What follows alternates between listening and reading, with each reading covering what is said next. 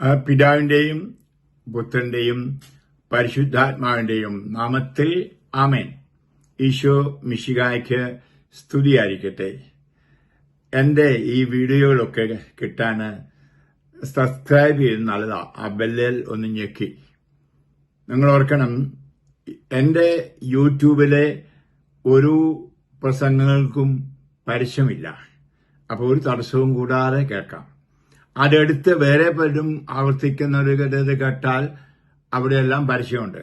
പരസ്യം ബോറിംഗ് ആണ് ഞാൻ പറയാതെ നിങ്ങൾക്കറിയാം. അതുകൊണ്ട് ദയവായിട്ട് ഇഷ്ടമാണ് എങ്കിൽ ഒന്ന് സബ്സ്ക്രൈബ് ചെയ്തു നോക്കുക. അപ്പോൾ എന്റെ എല്ലാ വീഡിയോകളെ പറ്റിയുള്ള മുന്നറിവ് നിങ്ങൾക്ക് കിട്ടുകയും ചെയ്യും. ഞാൻ ഇന്ന് വളരെ പ്രധാനപ്പെട്ട ഒരു കാര്യം ഏറെ പ്രാർത്ഥിച്ച ശേഷം പങ്കുവയ്ക്കുകയാണ്. കഴിഞ്ഞ 13-ാം തീയതി, അതായത് ജൂലൈ 13, റോസാ മിസ്തിക്ക തിരുനാളായിരുന്നു. രാവിലെ ഒരു അച്ഛൻ എൻ്റെ കൂടെ കുർബാനയ്ക്ക് വന്നു.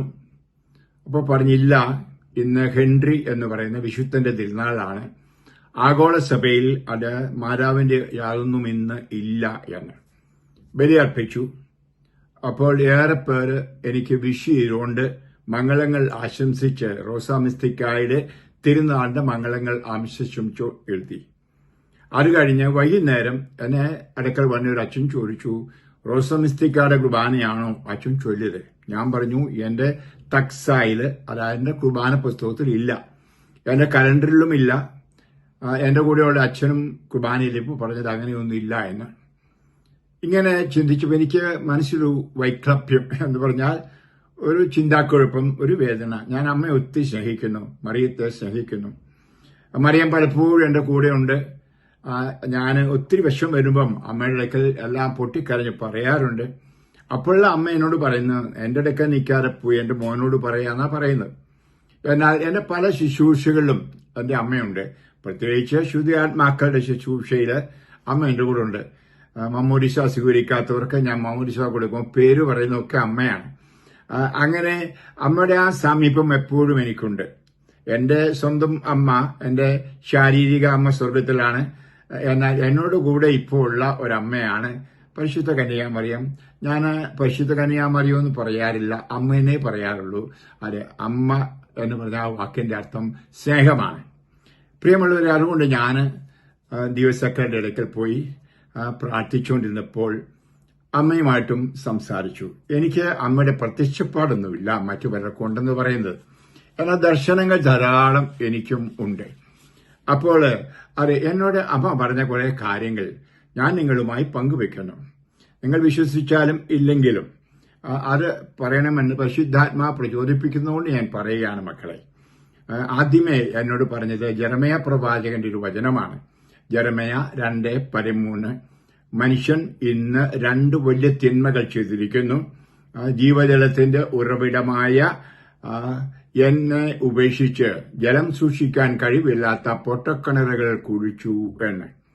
ഞാൻ അടുത്ത നാളുകളിൽ വരെ പ്രസംഗിച്ചുകൊണ്ടിരുന്നപ്പോൾ പറഞ്ഞതെല്ലാം അത് ഇന്നത്തെ സാങ്കേതിക വിദ്യകളും ലോകത്തിന്റെ പണവും പ്രതാപവും ഒക്കെയാണ് ഇപ്രകാരമുള്ള പൊട്ടക്കിണറുകൾ എന്നായിരുന്നു. അങ്ങനെ ഈശോയെ കൈവിട്ടു, ഈശോ ഏകരക്ഷകൻ എന്ന അത് മാറിപ്പോയി എന്നൊക്കെയാണ് ഞാൻ പറയുന്നത്. ഈ വചനം മാതാവിനെ ചൂണ്ടിക്കാണിച്ചു. ഞാനപ്പോൾ കണ്ടു ഹൃദയത്തിൽ. അപ്പോൾ എന്റെ അമ്മ മറിയം പറഞ്ഞത് ഇപ്രകാരമാണ്: ഇന്നെന്റെ മക്കൾ ജീവന്റെ ഉറവിടമായ എന്റെ മകനെ ഉപേക്ഷിച്ച് എന്റെ പിന്നാലെ എന്റെ നാമമാണ് വിളിക്കുന്നത്. അവന്റെ കുരിശിലെ ബലിയായ ദിവ്യബലിയിലേക്ക് എന്റെ ശരീരവും രക്തവും എന്ന് പറഞ്ഞു തരുന്ന ആ ശരീരരക്തങ്ങളിലേക്ക് ഏറെപ്പേർ പോകാതെ എന്നോടുള്ള ഭക്തിയും എന്നോടുള്ള നൊവീനയും എന്നെ വിളിച്ചുള്ള പ്രാർത്ഥനകൾക്കുമാണ് ഏറെപ്പേർ അത് പോകുന്നത്. പരസ്പരം ക്ഷമിച്ചുള്ള ബലിയർപ്പണങ്ങൾ ഇല്ല. വിജാതിയരെ പോലും വിറകൊള്ളിക്കുന്ന അഥവാ അപമാനിച്ചു പറയുവാൻ ഇടയാക്കുന്ന സ്നേഹമില്ലാത്ത ബലികൾ ആണ് അർപ്പിക്കപ്പെടുന്നത്. അത് പലർക്കും ഉരപ്പ് കൊടുക്കുന്നു. ഇനി അതിനുശേഷം പറയുകയാണ്, എന്റെ മകന്റെ ബലിയെ വളരെ തരം താഴ്ത്തി കാണുന്നു. അവർ പ്രതീകാത്മകമാണ്, രക്തരഹിതമാണ്, ഓർമ്മയാചരണമാണെന്നൊക്കെ പറയുന്നു. ഇതൊക്കെ അമ്മ എന്നോട് പറയുകയാണ്. അതിനുശേഷം പറയാണ്, അത് പലരും അവൻ പഠിപ്പിച്ച ചിന്താഗതികളും പഠിപ്പിച്ച മൂല്യങ്ങളും പഠിപ്പിക്കാതെ കുറെ പാരമ്പര്യങ്ങളെ മാത്രം പുരസ്കരിച്ച് മാനുഷിക സിദ്ധാന്തങ്ങളുടെ പിന്നാലെ പഠിപ്പിച്ച് അത് ഏറ്റെടുത്ത് അതിന്റെ പിന്നാലെ പോകുന്നു. അവസാനത്തെ തുള്ളി ചോര വരെ ചിന്തി ജീവൻ നൽകിയ അവന്റെ അടുത്തേക്ക് പോകാതെ അവരെല്ലാവരും എന്റെ പിന്നാലെ ഓടിക്കൂടുന്നു. അവർ എന്റെ നാമത്തിൽ ദേവാലയങ്ങൾ പണിയുന്നു, തീർത്ഥാടന കേന്ദ്രങ്ങളുമുണ്ട്. അവിടെ വരുന്നവർ കുരിശിൽ മരിച്ച ദൈവപുത്രനായ എന്റെ മകനെ കാണുവാനല്ല, പിന്നെയോ ഞാൻ പ്രത്യക്ഷപ്പെട്ട സ്ഥലം കാണുവാനാണ് അവർ പോകുന്നതും, അഥവാ എന്നെ വിളിച്ച് പ്രാർത്ഥിക്കാനാണ് അവിടെ പോകുന്നതും.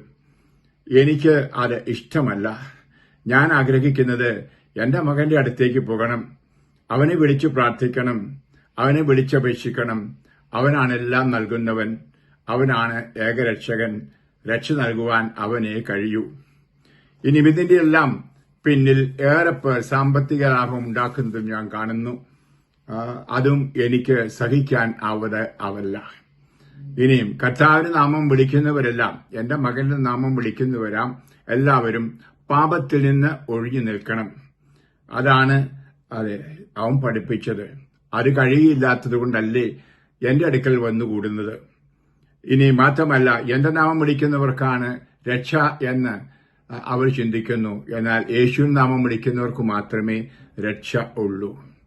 ലോകത്തിലുള്ള എല്ലാവരെയും ശരീരത്തിൽ പേറി കുരിശിൽ പിതാവിന് സമർപ്പിച്ചവനാണ് എന്റെ മകൻ. അവിടെയാണ് യഥാർത്ഥ സമർപ്പണം നടത്തി വിശുദ്ധരായി തീരേണ്ടത്. അവൻ ലോകത്തിന്റെ പ്രകാശമാണ്. ഇനിയും പലരും തിന്മയിൽ നിൽക്കുന്നത് കൊണ്ട് പ്രകാശത്തിലേക്ക് കടന്നു വരുന്നില്ല. അതുകൊണ്ട് അവിടെ ആ തിന്മകൾ വെളിപ്പെടാതിരിക്കേണ്ടതിനു വേണ്ടി വെളിച്ചത്ത് വരാതെ കണ്ട് അന്ധകാരത്തിൽ കഴിയുകയാണ് എന്നോടുള്ള ഭക്തി എന്ന ഒരു കവചം ധരിച്ചുകൊണ്ട്. ഇനി മാത്രമല്ല, അവനോട് ഐക്യപ്പെട്ട് ജീവിച്ചാൽ നിശ്ചയമായിട്ടും അവന്റെ സഹനത്തിലും പങ്കുചേരണം. അതും ആർക്കും ഇന്നു വേണ്ട.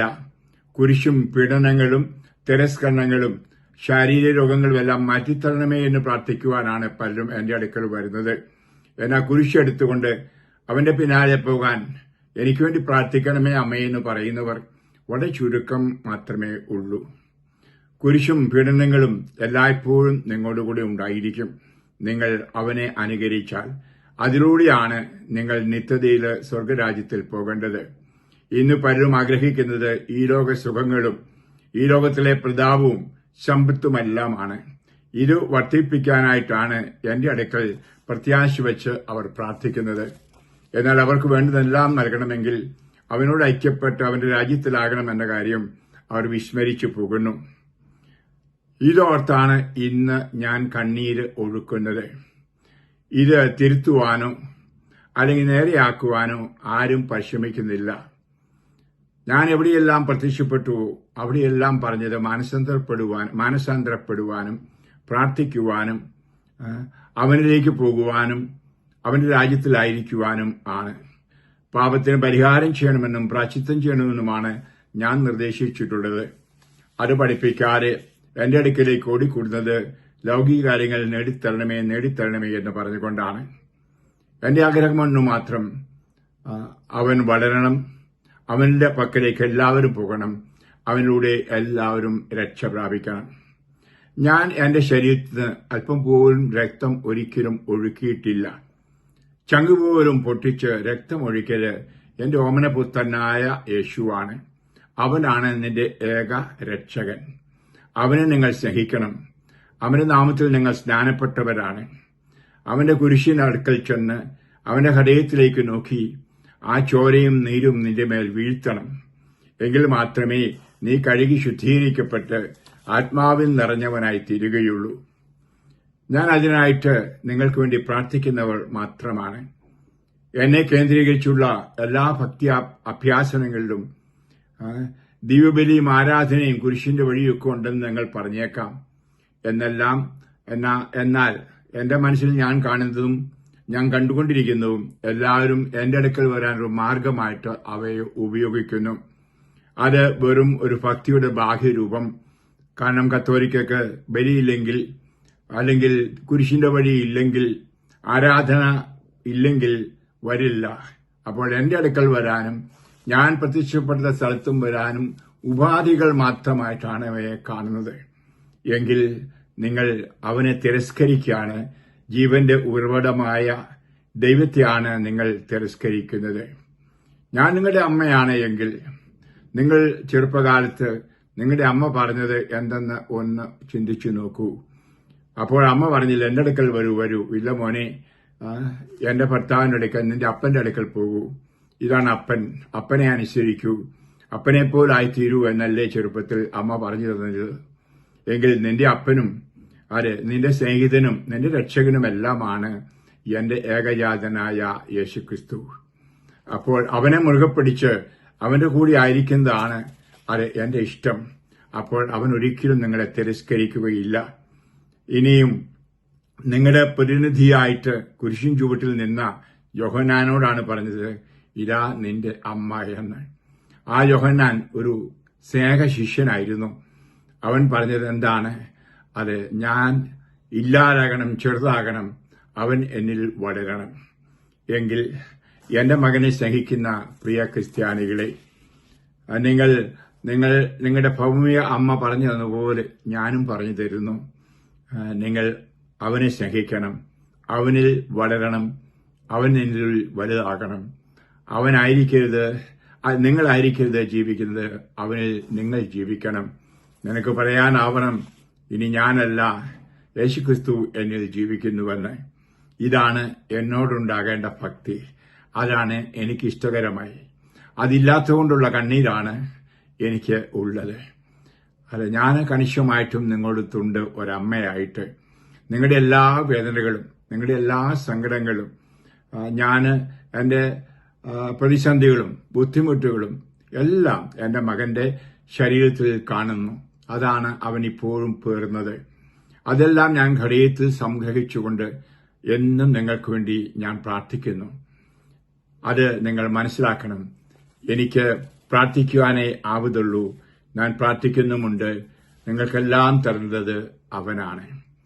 അതുകൊണ്ട് നിങ്ങൾ അവനെ സ്നേഹിക്കുക, കൂടുതൽ എന്നെ സ്നേഹിക്കുന്നതിനേക്കാൾ ഉപരിയായി. നിങ്ങളെ പൂർണ്ണമായി അവന് സമർപ്പിക്കൂ, എനിക്ക് സമർപ്പിക്കുന്നതിനു പകരം. ഞാൻ അപ്പോൾ സന്തോഷവതിയായിരിക്കും, ഞാൻ ദുഃഖിക്കുകയില്ല. നിങ്ങളെ സ്വർഗത്തിലെത്തിക്കുക എന്നുള്ളതാണ് എന്റെ ദൗത്യം. അമ്മയായ ഞാനത് ആഗ്രഹിക്കുന്നു.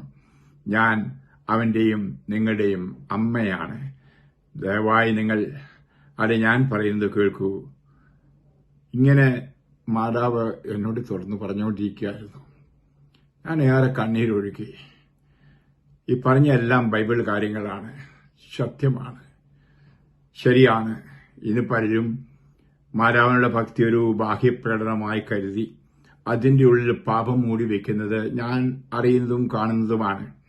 അതുകൊണ്ടാണ് ഞാൻ ഓർക്കുകയായിരുന്നു, ഒരു വലിയ മരിയ ഭക്തൻ ഒരിക്കൽ പറഞ്ഞത്, മഞ്ഞാക്കളച്ച മജ്ജുഗോരയെപ്പറ്റി പ്രസംഗിക്കണം അച്ഛന്റെ എല്ലാ ധ്യാനത്തിലും. ഞാൻ ചോദിച്ചു അതിന് കാരണം.